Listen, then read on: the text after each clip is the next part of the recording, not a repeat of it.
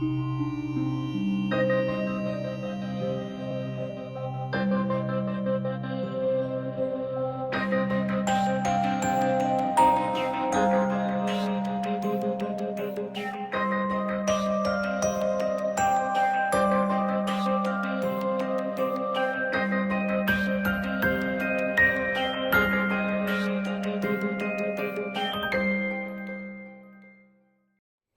everybody, welcome to a special episode of Edge of Wonder. A very special episode of Edge of Wonder. Where we actually have a full-on Mason with us who's decided to sit with us and obviously, tell us the secrets. Tell us the secrets, but also kind of hide his identity because they watch everything. I mean, we all know that. So we spent...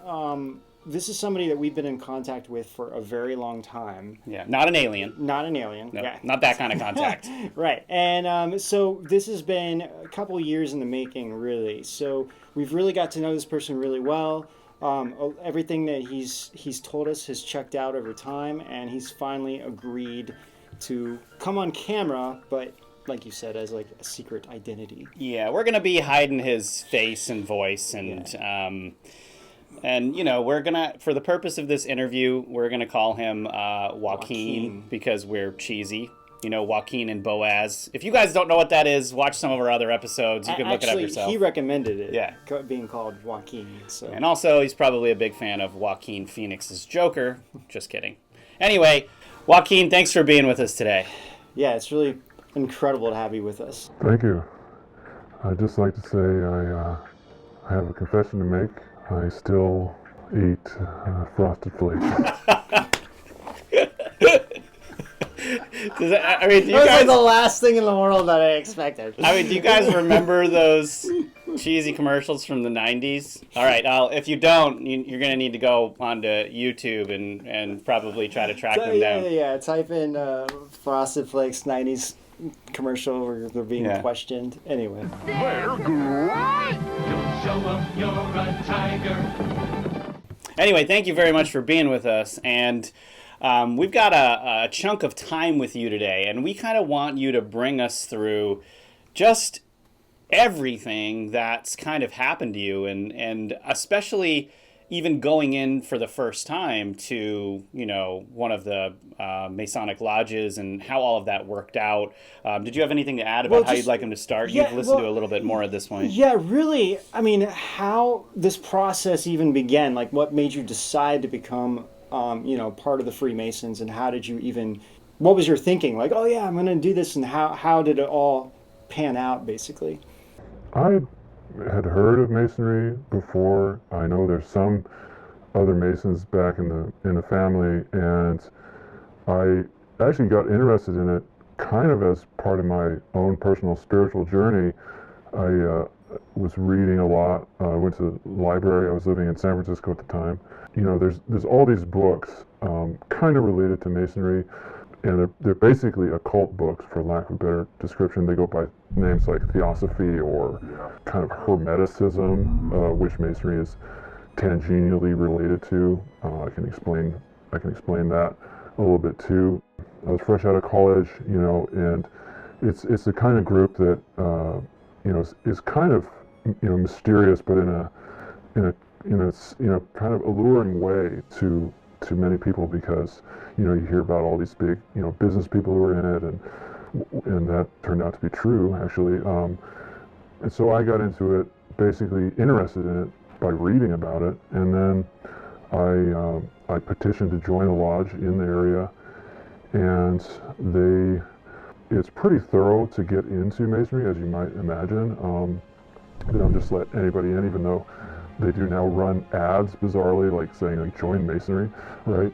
So they're kind of like recruiting, but they do vet you. In fact, they check out your family background. I specifically remember being this gentleman kind of pulled me up on his laptop, and I kind of was next to him, so I saw his screen for a second. There was this kind of old school looking interface, kind of like an Excel spreadsheet, like green and black and gray, and it seemed to have, just based on my name, it seemed to have all kinds of information about me, and he was able to basically, look at my family background, and he sort of told me that I was in fact eligible to join Masonry, and I was also eligible to join some of the higher societies, such as the Society of Cincinnati and a few other like associated groups.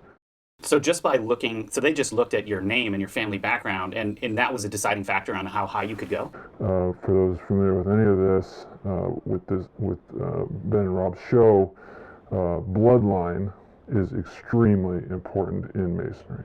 Ah, here it is! The Stone Cutters! This is it! My ticket in! They have to let me join if I'm a son of a member! Coming through! Can't throw me out. My father's a member. I'm in. Okay, homie, you're in. You could say it's like a central theme of Masonry, and they even give talks about it in Masonry. They have people talk at the lodges about famous people and their lineages who were Masons, which itself is entirely fascinating. I've always been a student of history, and there's definitely a ton of historical people who have been Masons, which is, itself really fascinating. But that was just kind of the first step in the vetting process. They actually have to come visit your home, and not only one brother, but multiple brothers have to visit your home or vouch for you. Kind of like you put forward a motion and someone else has to second it and someone has to third it. In fact, you might have heard of this old term called blackballing someone. That means that they're like persona non grata, right? They take them off the airwaves or censor them or whatever. To blackball someone is something that I understood later actually comes from Masonry, because in Masonry, it's called a ballot. When your ballot is put forward to join the lodge or your petition, the entire lodge has to vote on accepting you as a member, and it has to be unanimous. It cannot just be a majority vote. So when you vote, they give everyone 2 balls, literal balls, and they pass a wooden ballot box around. One of those balls is white and the other one is black. And all they have to do at the end of the voting, when they open that ballot box up, is if there's any black balls, the person is disqualified. So they call it being blackballed, naturally. So everyone has to approve of you. Everyone. I didn't have any, thing in my family reputation. I hadn't had any fights with people in the lodge or whatsoever, so I was ultimately approved to join. Joining itself has stages. I'm a master Mason now, but you don't start out that way. You start out as what's called an entered apprentice, and then a fellow craft. I mean, all that sounds, very mysterious and all, but basically, Masonry at its heart, or what's called Blue Lodge Masonry, which is the main, quote unquote, orthodox Masonic lodges. Just like the name might imply, they are fraternities. There's no women allowed in Masonry, and it's just really in some ways, it's just a social club for men, and it is, in fact, a pretty fun club to be in. The conversations and the company you have in a Masonic lodge are very collegial and very, it's a nice experience in just, that aspect of it. There are all kinds of other interesting or more esoteric aspects. I don't know which part, what your guys' viewers would be interested to know about it. I mean, I had a blast being in it. There were also times when I was a little bit, scared what I had gotten into, but in the end, I mean, What you're saying is that there's definitely like a lure. Like there's definitely a reason why gentlemen throughout history have entered the Masonic lodge and become a brother within the lodge, right? correct. Kind of as a disclaimer, like my great grandfather was a Mason actually in Ohio, in Cleveland, and they actually helped build the local church in that community where he lived. So, what we've been told basically is that until you're really in a 33 level degree Mason, I mean, really, like you were talking about, it's more of a social club where people get together and do things kind of for each other and for the community. And then it's kind of at the higher levels where the esoteric occult, kind of the dark secret stuff starts kind of trickling through that. Is that correct? I mean, it's definitely visible in the sense of what's called the ritual work. They call it ritual work, and this is what takes place when the lodge is in session. So you have casual meetings and you have lodge in session. When it's in session, everyone is in full tuxedo. You dress very formally, extremely formally. There's a certain decorum that's observed in terms of the order of speaking, and that order of speaking is based on rank. And you have to, kind of like senators do, ask for your turn to talk, so to speak. There's the more casual, like, get-togethers between the brothers that are not in session, and those are just the fun stuff, you could say. But yeah, I mean, Masonry has a side that is extremely old. A lot of presidents, and even before the U.S., long before the U.S., there were lodges and people in them. So, very high level people. George Washington was a Mason, Lincoln was a Mason. Pretty much all the presidents, as I understand it, up until the last two, actually, were Masons. Some people say George W. was not a Mason, but he was definitely in Skull and Bones. He was in Skull and Bones, and he was in other Masonically affiliated organizations. Now, there's a lot of stuff, I think, over time in history that is borrowed from Freemasonry, or borrowed the symbolism and the organizational structure of Freemasonry. So that's where people get the idea or start to think that there's all this occult stuff in Masonry. But actually, a lot of that stuff belongs to para-Masonic lodges, or what we would call affiliated lodges that are not part of Blue Lodge Masonry. So Blue Lodge Masonry is any lodge that has F and AM as the letters. So that stands for Free and Accepted Mason. If you have AF and AM, or if you have some other designation like Prince Hall, or there's some other ones that are affiliated with Rosicrucianism, which I also was in briefly. That organization I wanted no part of after attending a meeting, and I quickly exited that. What happened? Rosicrucianism is associated with York-Rite degree of Freemasonry, which is the Knights Templar, leads to the Knights Templar degree. There's an 18th degree before that, which is called Knights Rose Croix, or Rosy Cross, and they had a similar function in history to the Templars, in that they were Christian leaning, or let's call it so-called Christian, because it's not what most people would think of as Orthodox Christianity, to be quite clear. There's all kinds of stories about them that have been popularized by Dan Brown and others, that they guarded travelers in the Holy Land, and stored their valuables for them, which is how the Vatican kind of got into banking, some people say, because they would store the valuables for people who were making a pilgrimage to the Holy Land. So there's that kind of historical footnote about them. But so modern Rosicrucianism, at least my experience of it, it's like a bunch of people who are kind of spiritually seeking, you might say, but they've kind of taken what I would consider a detour, and are using basically methods which amount to black magic, or like something you might learn in The Secret. I keenly remember one person at the Rosicrucian meeting saying how he used one of the techniques to find parking. Now, this is San Francisco, mind you. Parking is really hard to find. Like, I get it, but I'm like, damn, really? You're using black magic to find parking? I mean, it's at this kind of level of... we'll just call it what it is. Inanimate. You're a loser, dude.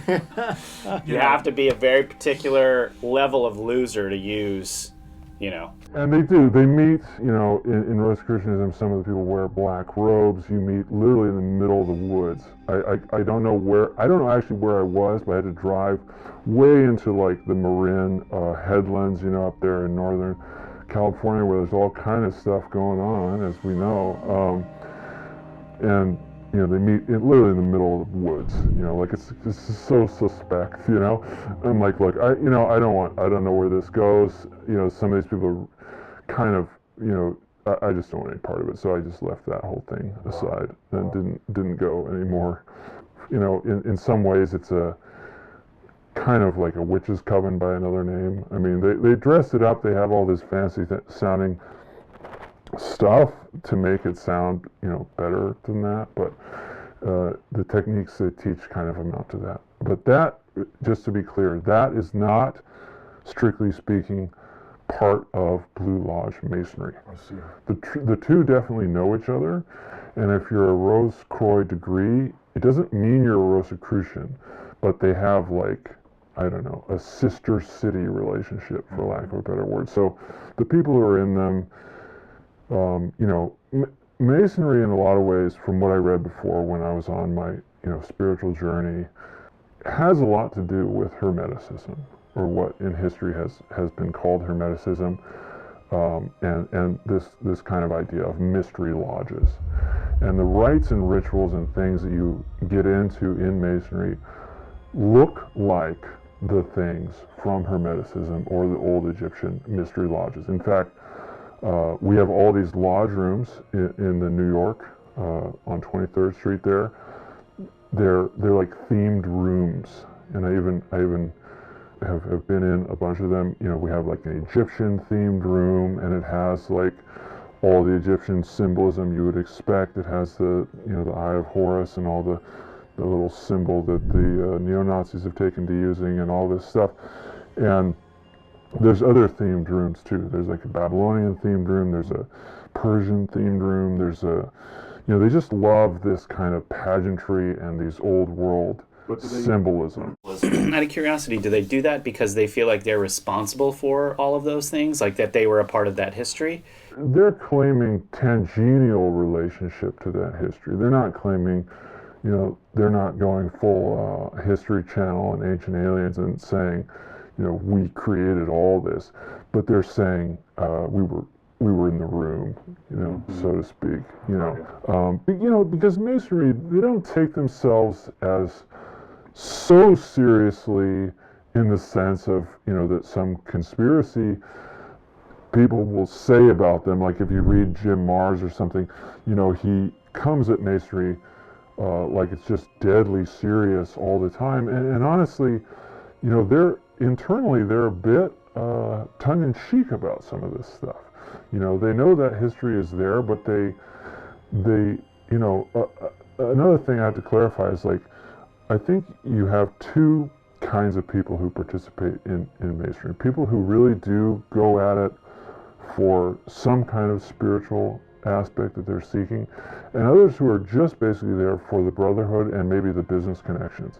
You know, so you have people who maybe even their family's been in it for a while, but it's just like if your family's in the Catholic Church, right? It doesn't make you a devout believer on Sunday, right? You could just be there for the, you know, for the cheap wine, right? I mean, you know, you just, you know, not everybody is like full on, like, but they are, you know, there are some extremely well-connected and wealthy people in Masonry. I'll just give you an example. There's a lodge called Holland Lodge Number 8, which I'm basically affiliated with. This is a very old lodge. They have a beautiful library that they maintain as part of the Masonic system. They actually have the Bible that George Washington was obligated on when he took the oath of office. It's in a gold case, glass case in there, and they have all kinds of beautiful, rare books. They have a library, which I know you guys wanted me to talk about, and I will, that has on the top floor, it has a rare book room which is just exquisite books with, gilt edging. Even the shelves are all beautiful gold leaf and everything that you would expect of being really old and really valuable. And, they'll let you go see them. You have a minder who make sure the books aren't harmed, but you can see them. You can, if you're a Mason, it's only for members. I think maybe members and their guests, but I think probably mostly members, which means all men essentially, and you have to be a Mason to get in there. There's a lot of history there, and I think a lot of people who may be in it today, some of them are aware of it, some of them are not. But I'll just give you an example of, Holland Lodge number 8 is a really old lodge, and it's written about in other books on, as a source of meetings which have to do with other different higher, society groups. I'll just give you an example. Some of the people who are members of the lodge that I know for sure are members. We do have an Astor in there. There is the CEO, at least at the time that I was heavily, going to those meetings. The CEO at that time of Citibank is a member of that lodge. The tie from that lodge is very unique. So there's a tie that everyone in the lodge wears at the casual meetings, because in the full meetings you're in tuxedo, but at the casual meetings people take to wearing this necktie. And it's a very specific tie. The person who I have a photo of wearing it, I'm not confirmed that he's a member of our lodge, but that's the Duke of England, And this because of the tie. Because of the tie. So he wore the tie in a meeting, I think, with the World Financial Forum. He wore the tie of our lodge.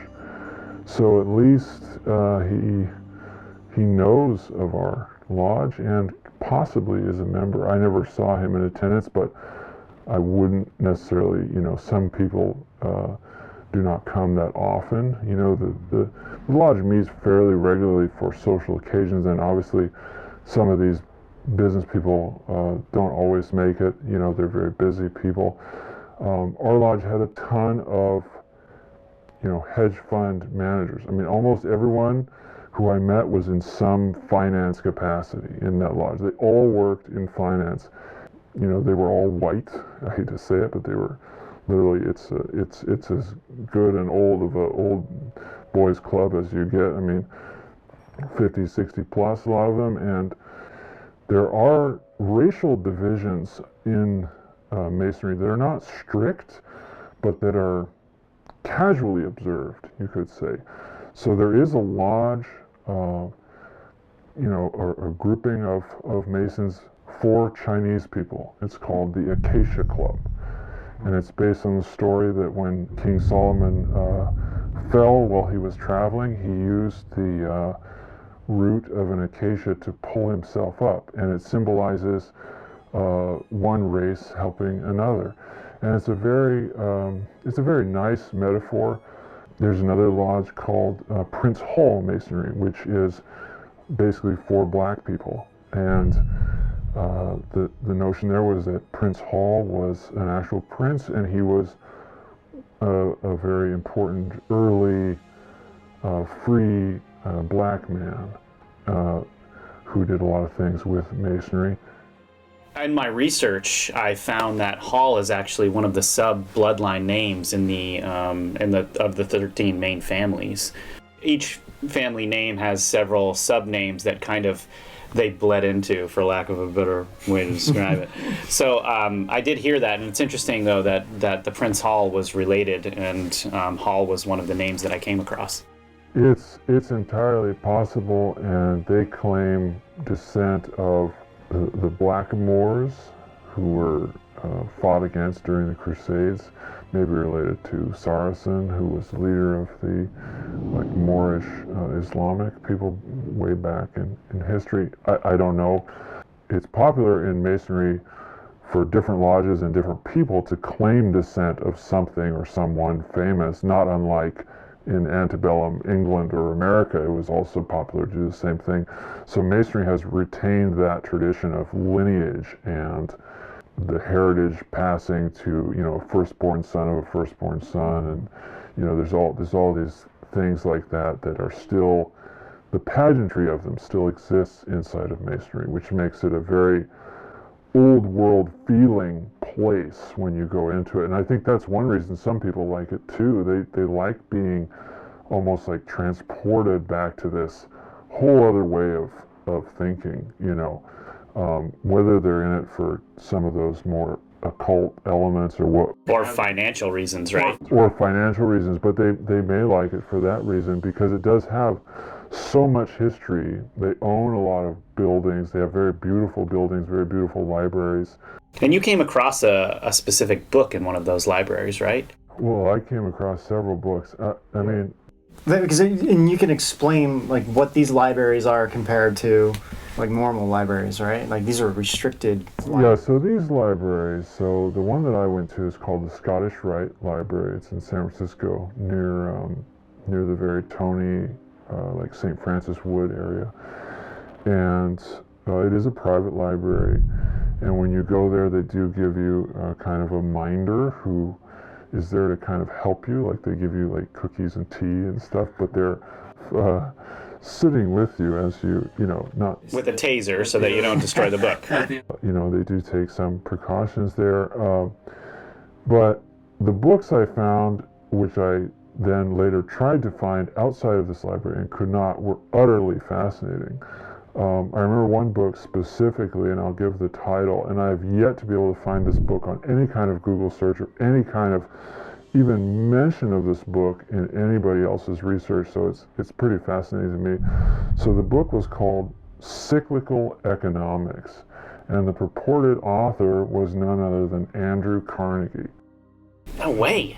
It was very beautiful, like leather-bound volume, or I don't know, maybe it was crocodile skin, I don't know, some kind of textured thing, and with gold lettering. It basically, for lack of a better purpose, I sat there and read it eagerly because I was like, this is so strange and kind of exciting. I didn't know that it was such a rare thing at the time, but I have yet to be able to find it elsewhere since then, even with extensive online search. He basically has a very developed theory for how to time cycles, naturally occurring cycles in the economy, so as to inform yourself when to invest. And he says these cycles occur, I believe it was like every 7 years, but then it gets a little bit shorter as time goes on. And this sounds very pseudoscience-y, like astrological and or something. numerology. I think a lot of these guys, it's pretty well known that Reagan was into astrology, for instance. I think a lot of these guys who are into Masonry are also into metaphysical stuff. There's a ton of books just on metaphysics in there that you can find elsewhere. A lot of them are pretty dark. They have the C.W. Ledbetter stuff. They have the Helena Blavatsky stuff. They have the Aleister Crowley stuff. They have a guy named Albert Pike who's really big in Masonry and is also into that kind of stuff. And they have a huge mural when you first come into this library on the wall. Huge mural, like what you might see of like in a church of Jesus on the Stations of the Cross. And it's this very important figure in Masonry, Jacques de Molay. Not unlike Jesus being depicted on the cross, the death of Jacques de Molay is being depicted. He's being burned on a pyre, which is essentially how he died. They killed him by burning him alive. Interestingly enough, he was killed on Friday the 13th. And that's why that day, for history after that point, is seen as, a cursed day, right? Because Jacques de Molay died on this day. And he was a major figure in the Crusades, and he's pictured in other places with his giant red cross on a white field, like many of those Crusaders have, and very heroically, like you might picture Christ, or even like those Soviet paintings where they have the boy with the hammer, kind of, He's just like this big figure in Masonry, and he's all over the Scottish Rite Library. Hey guys, this is all the time we have for today on this episode with Joaquin, but tune in for the next one. Joaquin the Masonic Mystery. Yeah! 2 things are forbidden to be talked about in a lodge while it's in session. I can't even find these books on any kind of internet search or in any other library, and I've tried. One of the things you got to understand is Masons, through all the ritual work, through all the degrees, through all the pageantry of the lodge opening and closing, are loyal to each other. John Dewey was literally an occult numerologist. Masons have a rotating chairmanship, as it were, called the Master of the Lodge. And you rotate over the course of several years often through different stations of the lodge.